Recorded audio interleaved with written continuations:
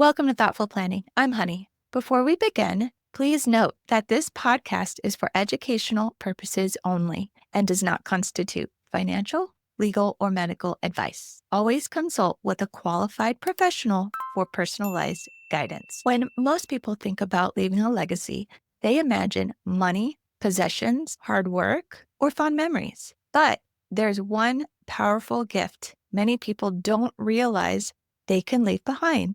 One that could impact future generations far more than a savings account ever could. Before we go further, here's the essential question I want you to reflect on during this episode. What if the most valuable gift you could leave behind isn't in your bank account, but in your skull? It may surprise you to learn that while millions of people check the organ donor box on their driver's license, most have no idea that brain donation is an entirely different kind of gift. Organ donation is about saving lives, while brain donation is about the research unlocking the mysteries behind chronic conditions like Alzheimer's, traumatic brain injury, Parkinson's, ALS, depression, and so many others that affect families across the world. Every brain tells a story, whether it's been affected by illness or is considered healthy. Scientists need both types to understand what's going right, what's going wrong,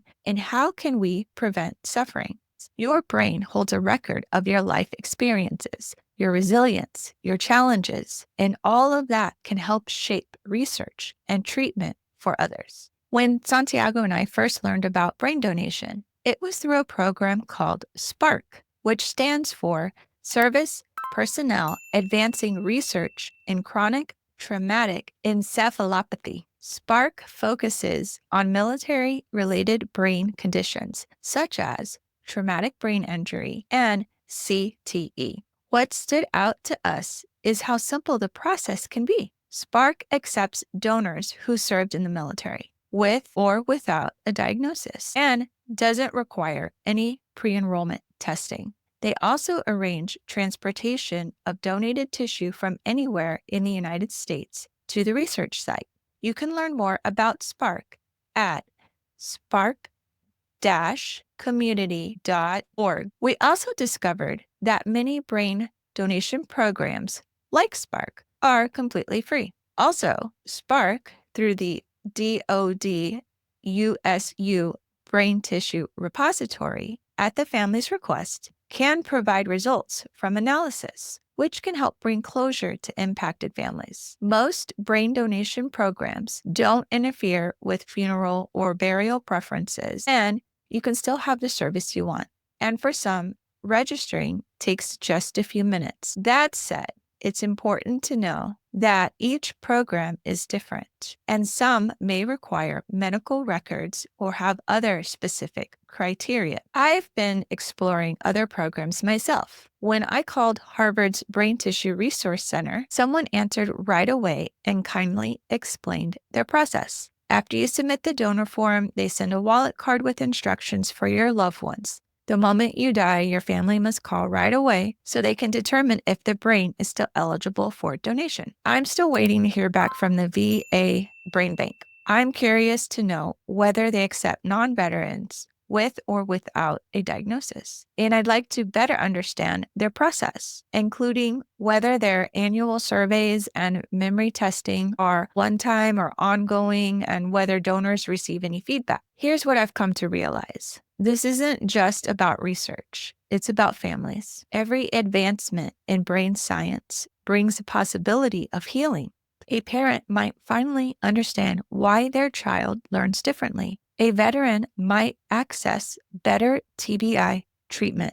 A spouse might get answers about what happened to their loved one. This is important. Unlike organ donation, brain donation requires choosing a specific program and communicating your decision clearly. Timing matters. If your family doesn't act quickly when you die, the opportunity to donate may be lost. What makes this legacy so unique is that while your will distributes what you own, brain donation extends what you know. It turns your life's experiences into part of a much larger story, one that may help solve some of medicine's most difficult mysteries. If this resonates with you, I encourage you to start your research. A great place to begin is braindonorproject.org, where you can explore different donation programs, compare requirements, and find one that aligns with your values. You'll also want to make sure to talk to your family about your decision and document it in a place your executor or next of kin can easily access. Brain donation can only happen if someone makes the call right away. And also, again, you have to make the choice right now while you're clear of mind, do the research, and find the brain organization that you want to donate to. There are several out there to choose from, and you can choose one depending on the different brain condition you might have, or maybe one that you support. Maybe you want to donate your brain for Alzheimer's research. Again, some of these organizations take brains that are not affected because they also need healthy brains to compare. So please keep that in mind. So let's go back to the essential question. What if the most valuable gift you could leave behind isn't in your bank account, but in your skull? Now you know this gift exists, and maybe it's one you want to give, not through what you owned, but through what you lived. Remember, every chapter you write today shapes your legacy tomorrow. Thank you for joining me at Thoughtful Planning.